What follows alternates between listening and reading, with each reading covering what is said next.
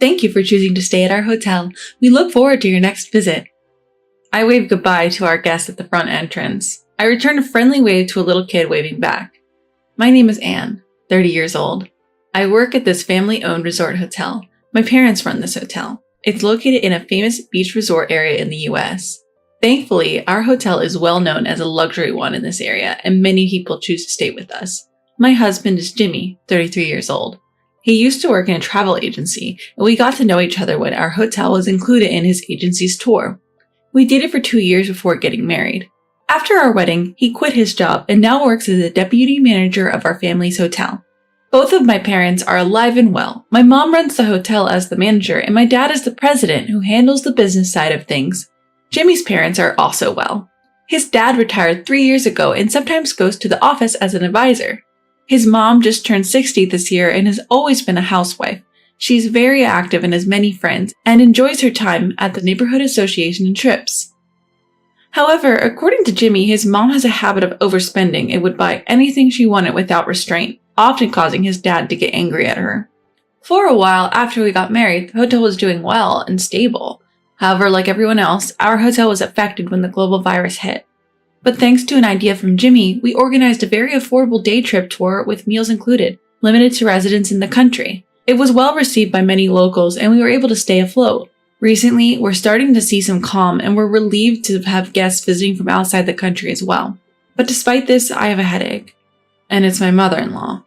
My mother-in-law visits our family home alone 2 to 3 times a month to see Jimmy. My father-in-law rarely comes because he doesn't want to be a bother. There's no issue with that, but from her house to our place it takes about 5 hours by plane and car, so it's a bit difficult for a day trip. So naturally when she comes, she stays over. But instead of staying at the family home, my mother-in-law insists on staying at the hotel. According to her, the family home would require cooking and preparations, which must be tiring, right? A hotel that's already prepared is surely more convenient, right? So it's easier for me too. When she stays at the hotel, it reduces the number of rooms we can offer to the other guests, impacting our revenue. Also, we can't just put her in a cheap room, so we have to provide a fairly high-grade room. Our hotel is one of the larger ones locally, with the top-grade rooms starting from $500 per night. While we can have her stay in such a room, we still have to prepare a mid-grade room or above. We also have to prepare meals, so the actual cost comes to about $300, but we can't charge her. There's another issue too. She claims to be acting as a monitor, checking the hotel with an objective eye. I'd like to tell her to stop meddling, but she is Jimmy's mother after all, so we can't ignore her. She files complaints under the name of pointing out issues about the hotel's welcome, front desk customer service, the pool, and in-house facilities, among others. Well, to put it simply, she's a complainer. Our employees remember her face and ask me, "And when is she coming next?"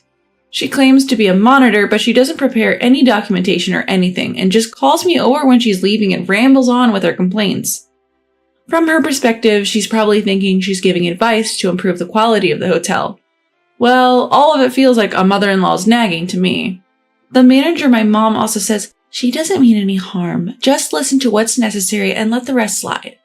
My dad, the president, also thinks lightly of it and says, "If she likes our hotel, then isn't that a good thing?" I never thought I would have to deal with a mother-in-law even when living in my family home. I've talked to Jimmy about this issue a few times, but he just says carefree things like, "I can't tell her not to come, and she thinks she's doing it for her own good, isn't that fine?" Then one day I received a call on my cell phone. It's from my mother-in-law. I have a bad feeling about this, but I can't ignore it. "Hello, this is Anne." "Oh, Anne, this is Jimmy's mother. It's been a while." "Long time no see. Can I help you today?" "Since it's been a while, could you at least say, 'How are you?' or 'Has anything changed?'" "I'm sorry." "Well, never mind. I have a small favor to ask." "Yes, what is it?" "I have some friends from my hometown who want to go to a pool. We were wondering where would be a good place, and I remembered Jimmy's place has a nice pool and delicious food, so I suggested it to everyone." "Thank you so much." I couldn't help but think that was unnecessary. This season is our peak season, so we're pretty busy. I don't have time to attend to my mother-in-law. So they all agreed. They will be coming during the holiday next month. Could you please reserve some rooms for us? Next month? It might be a bit difficult, but how many people will it be? Including me, 6. All women, of course. Then would it be okay if we provide a standard room? No way. My mother-in-law strongly disapproved. These are important friends of mine. Prepare the top grade room for all of us, that's what I ask. Our top grade rooms are limited and mostly are already booked. No way. I can help by sharing a room. Add more beds to each room, then we can all stay in the luxury room. That's impossible. We can't put extra beds in. No way, they are my important friends. You have to give them the best hospitality. I'm the one inviting them. It would be embarrassing for me if the service is bad, understand? My mother-in-law's invitation. Does that mean she wants it for free? That's impossible. Well, we've decided on the room. Next is the food. Prepare the best. You got that? Well then, take care. Oh, and tell my son to pick us up at the airport. The call ended and I let out a sigh. What on earth is she thinking? Reluctantly, I started making arrangements as told. My mother-in-law's group trip to this hotel. The fact that she implied everything should be on the house, I consulted my husband, who's the deputy manager, about this difficult situation. My husband said, "That's too much. My mother has never worked, so she probably doesn't know how hard it is to earn money. I'll consult with my dad about this, so leave it to me." Despite my anxiety, I decided to trust my husband's words that he would think of something. On that day, my husband went to pick up my mother-in-law's group at the airport as promised. Soon after the car came back, I greeted my mother-in-law as she got out of the car. "Mother-in-law, welcome." "Oh, Anne, we are in your care. These are my friends from the neighborhood association in my hometown. Take care of us." It's a classy group of elderly ladies, and I led them to the prepared room. It's the top grade room of this hotel. There are 2 bedrooms, living rooms, and an outdoor pool. However, as soon as they entered the room, the complaints started. "There's no welcome drinks for us? The service is poor." "I'm sorry, I'll get it right away." "And I wish you'd prepare better snacks with drinks." "Yes, I'm sorry, I'll bring another snack."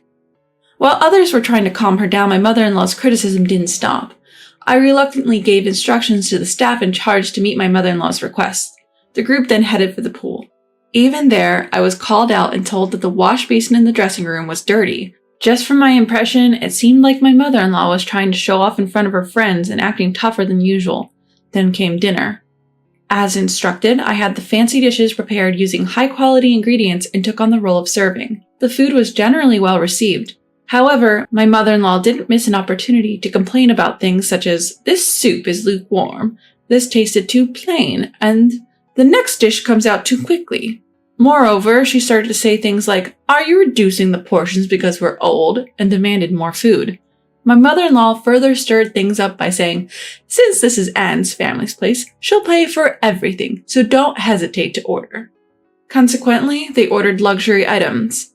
And there were also top-shelf wine add-ons. To be honest, the amount became quite considerable. Everyone, being unexpectedly hearty eaters for their age, almost finished their dinner without leaving anything behind. Afterward, they requested a private reservation for the pool as they wanted to take a relaxing time later. When I said that was impossible, I was met with the retort, "How can you not accommodate a guest request as the staff?" I consulted with the manager, my mom, who suggested that they could make the pool private in the morning. When I conveyed this to them, they reluctantly agreed. Then came the massage requests, along with orders for late-night snacks and nightcap cocktails. They were an energetic bunch of grannies indeed. For the bed arrangements, I had to adhere to the requests and move the extra beds into their rooms. I managed to arrange beds as moving the large ones was not feasible, but even this led to complaints. They were angry, saying, "How are we supposed to sleep in these beds?" When I was hopelessly flustered, one of the other ladies said that the bed was fine and the situation was somehow managed. Finally, the tumultuous day ended and I was finally free. I thanked the attendant for her hard work and gave her a special allowance for the extra effort she had to put in. I returned home completely exhausted. I had to prepare for the next day, and by the time I got into bed, it was already the next day.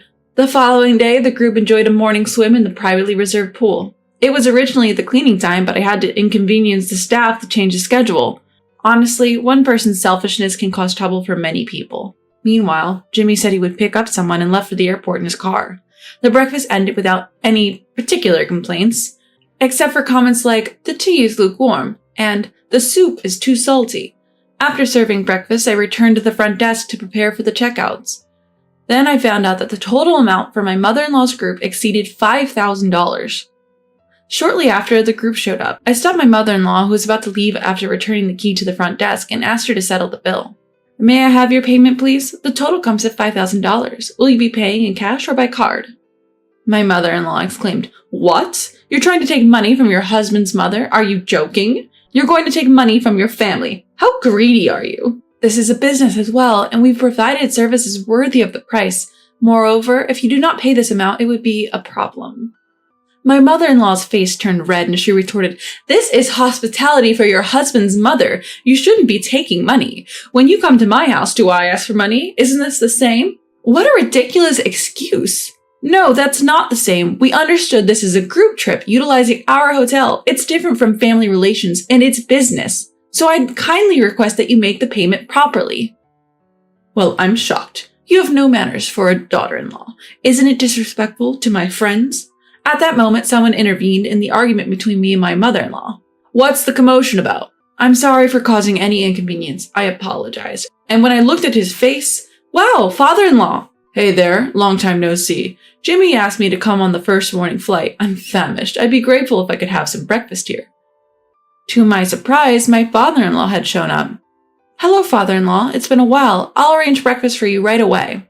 Well. First things first. I've got to take care of my business. That's why I came here, after all. He came here in response to my husband Jimmy's SOS. He then turned to my mother-in-law. You! Why are you here? I just came to check on my son and his wife. Is that a problem? No, it's not, but there's something I'd like to ask. What might that be? I've noticed you two have been arguing. Is there something going on? No, it's nothing. Isn't that right, Anne? Seizing this opportunity, I decided to be honest with my father-in-law and explain everything.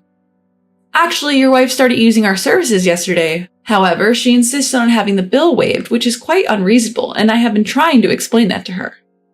I see. How much are we talking about here? Well, we prepared our most luxurious rooms on your wife's instructions.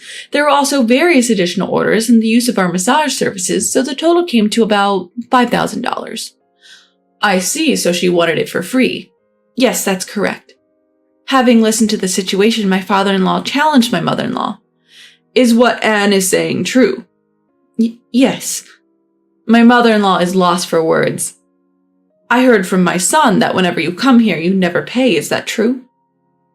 Well, about that. I was acting as a quality monitor and giving various advice, and in return for that, I had it for free. At this point, my father-in-law's expression changed. Why don't you stop this nonsense? I already know everything. Yes. My mother-in-law's face hardened and turned pale. I heard that every time you come to visit my son, you use this hotel for free, and you're causing a lot of trouble. Is that correct?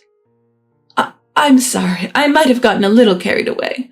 Do you know that whenever you don't pay the bill, my son ends up covering it for you? What? My son told me about it. He's been having trouble because you always use the hotel for free. I'm sorry. And this trip, he consulted with me because he was worried that you would use it for free again. I couldn't leave it alone and came here, just as I thought you'd been causing trouble for Anne and her parents.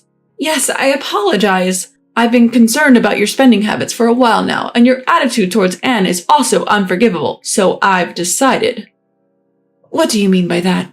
If you're so eager to see your son, why not work here as a staff for a while? Until you've paid off your past bills. But I can't just suddenly. No, you don't understand how hard it is to earn money through work. How much service have you received from this hotel? And you say the payment should be free. The difficulty of work, the value of money earned through it, those who don't understand that should try it for themselves. With that, my father-in-law asked the manager to allow my mother-in-law to work at the hotel. I'm sorry for the trouble she's caused. Could you please train her for a while? And could you use her salary to repay the debt? Jimmy, please make sure to put your mom to work. Jimmy smiled and then apologized to me. I should have been more firm with her from the start. I'm sorry for the trouble I've caused her family. No, it's okay, but what's going to happen with your mother? Well, I suppose we'll have her start with room cleaning and such. She's probably not up to customer service, so she'll be a trainee for a while. And so, my mother-in-law began working as a cleaning staff the next day. The necessities for her stay were sent from their home by my father-in-law. At first, she struggled with the unfamiliar physical labor and suffered from muscle pain. I bet she never thought she would have to clean the hotel she evaluated as a monitor. Eventually, she became capable of dealing with customers and even had to deal with issues she had pointed out herself. As she progressed through various tasks, she began to realize how selfish she had been. My mother-in-law quieted down completely, and the bullying stopped. It was a bit of a drastic measure, but it seems to have worked well. My father-in-law's plan was a complete success. My job is hard, but when I see the smiles on the faces of our customers, all the fatigue vanishes and I feel joy. From here on out, I want to continue doing my best to receive smiles and words of thanks from our customers.